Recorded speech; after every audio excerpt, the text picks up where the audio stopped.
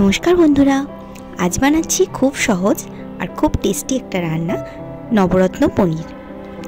এর জন্য পনিরটাকে নুন, হলুদ, একটু লঙ্কার গুঁড়ো আর একটু চিনি দিয়ে খুব ভালোভাবে মাখিয়ে রেখে দিয়েছিলাম। কড়াইতে সাদা তেল দিয়ে এক কুচি বাটার দিয়ে পনিরগুলোকে খুব ভালোভাবে ভেজে তুলে নেব। এরপর সবজিগুলো এক এক করে ভালোভাবে ভেজে নিচ্ছি। নিয়ে নিচ্ছি ক্যাপসিকাম, ভেজে নিয়েছি, আর ফুলকপিটা একটু নুন হলুদ দিয়ে খুব ভালোভাবে ভেজে নেব। ফুলকপিটাকে ভালোভাবে ভেজে তুলে নিচ্ছি। এরপর ওই তেলে গাজর, বিন কড়াই আর আলু খুব ভালোভাবে ভেজে নেব। মনে রাখবে সবজিগুলোতে অল্প অল্প করে নুন দিয়ে ভাজা হচ্ছে, তাই তরকারিতে নুন দেওয়ার সময় সেটা পরিমাণ মতো দেবে। এরপর ওই তেলে গোটা গরম মশলা, শুকনো লঙ্কা ফোড়ন দিয়ে এক কুচি বাটার দিয়ে দিচ্ছি 1 চামচ চিনি। এরপর দিয়ে দিচ্ছি একটা গোটা টমেটো বাটা।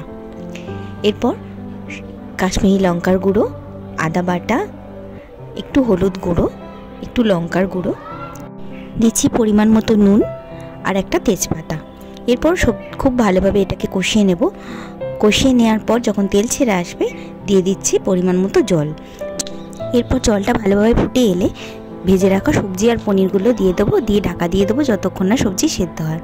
এরপর চারমগজ, কাজু বাদাম আর পোস্ত খুব ভালোভাবে বেটে নিয়ে এটাতে একটু জল দিয়ে পাতলা করে নিয়ে সবজিটার মধ্যে দিয়ে দেবো। এরপর খুব ভালোভাবে মিশিয়ে নিয়ে এর মধ্যে দিয়ে দিচ্ছি চেরা কাঁচা লঙ্কা, দিয়ে দিচ্ছি 3-4 চামচ চিনি আর গরম মশলা গুঁড়ো। ব্যাস তৈরি হয়ে গেল নবরত্ন পনির। বাড়িতে অবশ্যই বানিও। ভিডিওটা ভালো লাগলে শেয়ার করে দিও। Thank you.